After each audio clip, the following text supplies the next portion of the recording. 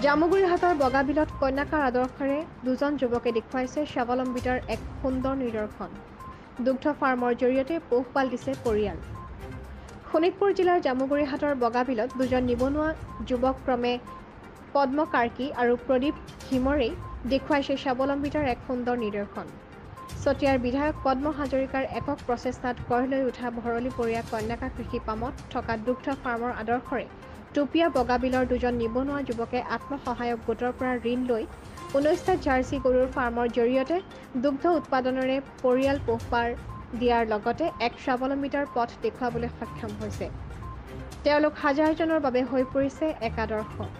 নিবনুৱা যুৱক হিচাপে বহিঃৰাজ্যলৈ নগৈ নিজৰ ঘৰতে ঋণ লৈ এনেদৰেই নিজৰ কৰ্ম সংস্থাপনৰ বাট মোকলাইছে এই দুগৰাকী নিবনুৱা যুৱকে।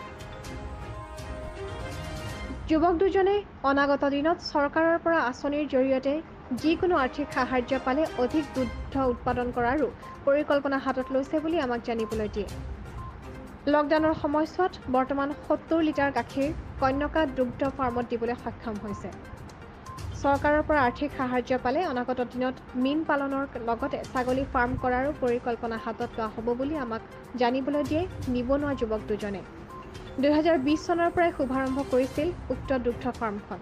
উল্লেখ্য যে বহিঃৰাজ্যলৈ নগৈ এই দুগৰাকী শিক্ষিত নিবনুৱা যুৱকৰ এনে মহান পদক্ষেপ হাতত লোৱাৰ লগতে কৰ্ম সংস্থাপনৰ বাট মোকলাই লোৱাৰ বাবে অঞ্চলবাসীয়ে ভূয়সী প্ৰশংসা কৰে। আপোনালোকৰ চেনেল ধন্যবাদ।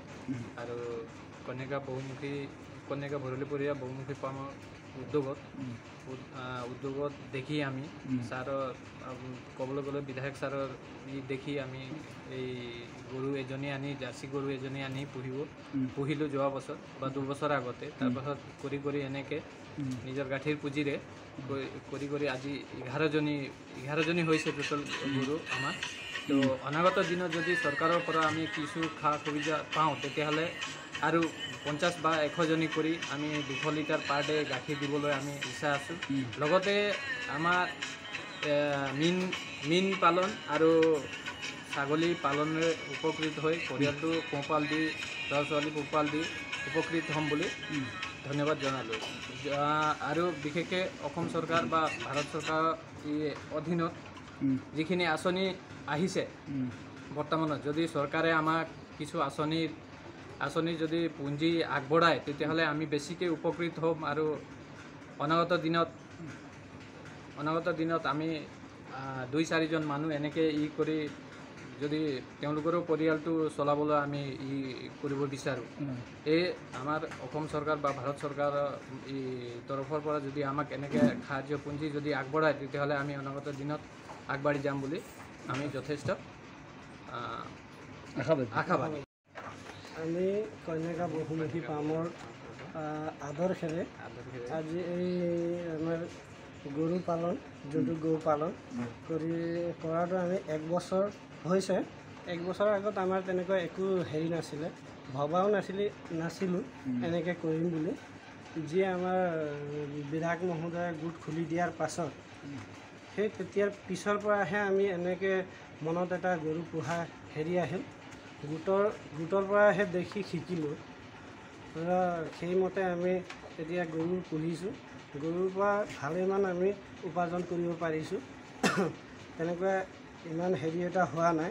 প্ৰায় কিমান লিটাৰ আপোনাৰ গাখীৰ ওলায়? গাখীৰ আমাৰ পাৰ ডে আমি 70 লিটাৰ গাখীৰ কন্যাকাত দি আছোঁ। আমাৰ ইয়াৰ পৰা গাড়ী ইয়াতে আহে, কন্যাকাত লৈ যায়। গতিকে আমি বিধায়ক মহোদয় বা চৰকাৰক আবেদন কৰোঁ যে আমি আৰু ডাঙৰকৈ ফাৰ্ম কৰিবলৈ ইচ্ছা ৰাখিছোঁ। সেয়েহে কোনো সহায় সহযোগিতা পালে ভাল আছিলে, তো আৰু আগবাঢ়িব সুবিধা পালোঁ হয় চাগে। আমি ইয়াতকৈ ডাঙৰকৈ কৰিবলৈ ইচ্ছা আছে, কিন্তু আমাৰ হাতত আৰ্থিক অসুবিধা হোৱাৰ কাৰণে ইমানটো কৰিব পৰা নাই।